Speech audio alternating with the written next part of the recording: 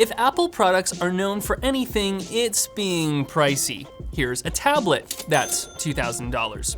Here's a laptop, that's $2,000. And here's a phone that's almost $2,000. Sure, you certainly get what you pay for. These all have the best screen technology, they're the fastest in their class, and as I found out with the iPhone recently, they can be used to create remarkable things. But Apple does have entry-level devices that do cost a little bit less. So when does it make sense to save your money and go with the cheapest model at the Apple Store? Historically, Apple never really had value options, but things are a little different now. The least expensive Mac is a Mini, which at $700 has the lauded M1 chip. For only $400, you can enter into the world of the iPhone with the SE. If you want an Apple Watch, the Series 3 is $200. And then there's the new $329 iPad. If you were to buy all these together, you'd be completely in the Apple ecosystem for much less than the cost of this flagship. Now, one of the reasons these are so cheap is that they're contained in old, classic designs. The Mac Mini's outer shell, for instance, is almost 12 years old, so all the R&D and tooling required to make them has been paid for. And yet, beneath aging shells beat modern hearts. So let's start with a device that makes the most sense to cheap out on, the new iPad. At $329, it's one of the cheapest devices Apple sells, and one of the company's best deals. I like it a lot, and I think it's the best iPad for everyone. What makes this latest update a good deal as an iPad is that for the first time in a while, the base iPad isn't that far behind the lineup. The base internal storage has been increased to 64 gigabytes, the same amount that comes by default with the iPads Air and Mini. Ugh. Remember having to deal with 32 gigabytes of storage? Oh, that was horrible. Next, there's Center Stage, which is already found on the iPad Pro and Mini, as well as this, but not yet on the iPad Air.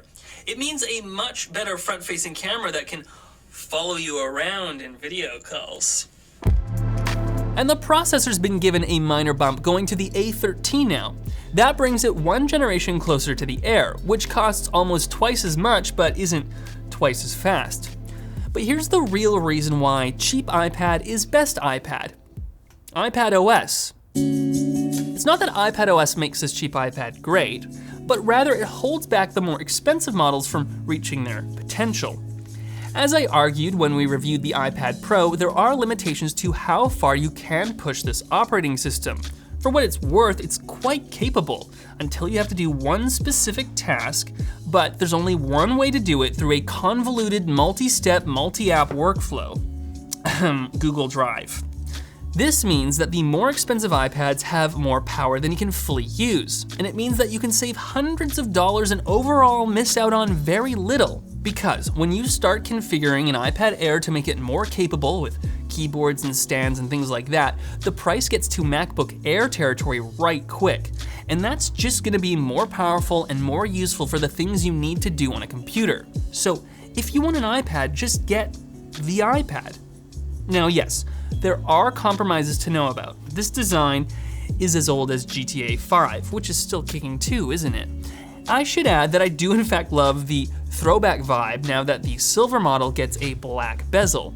And the screen within it, well, it only covers the sRGB gamut, so it's not gonna show as many colors. It's also unlaminated, meaning that there's a noticeable separation between the LCD panel and the glass.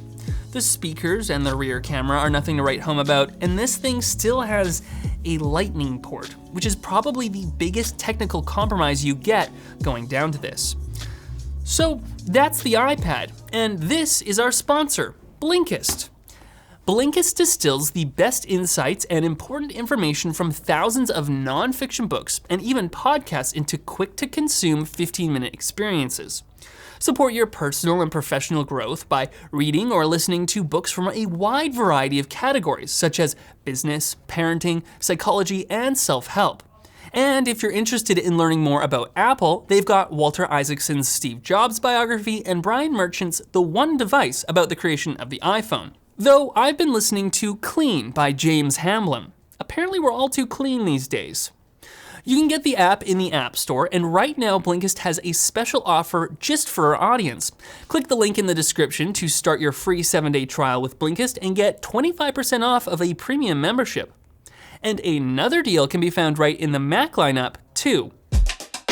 Apple's base Mac Mini has the lauded and powerful M1 processor with more GPU cores and better cooling than is found in the base MacBook Air and iMac, which cost hundreds more. Now, for its $700, you get no luxuries, so it's BYODKM. It means bring your own display, keyboard, and mouse, okay? If you're really in a pinch, those are things you can get at the thrift store for cheap because the Mac Mini is one of the few Macs to still have USB-A ports. On the phone front, the base iPhone is this SE. The SE is great because it represented a change from Apple's previous strategy of selling their old phones unchanged for far too long. This means that the iPhone SE has the same processing performance as the iPhone 6s. And instead, they put the most up-to-date chips and technology in the old phone's package. So this 2020 SE has the exact same body as the iPhone 8 from 2017, but has the same A13 chip from the iPhone 11, yet it's only $400.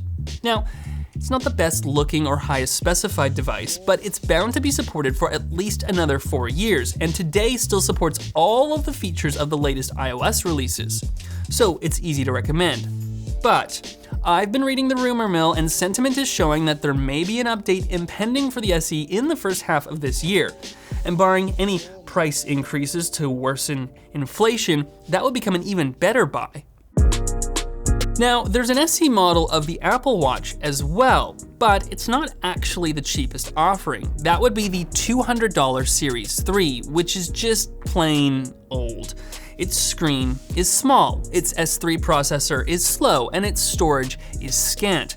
With only 8 gigabytes, you can't even update it without completely resetting it. It'll monitor your heart, enable Fitness Plus, give you iPhone notifications on your wrist, along with the time. But it's stubbornly remained at this price for over 2 years now, while its value has eroded.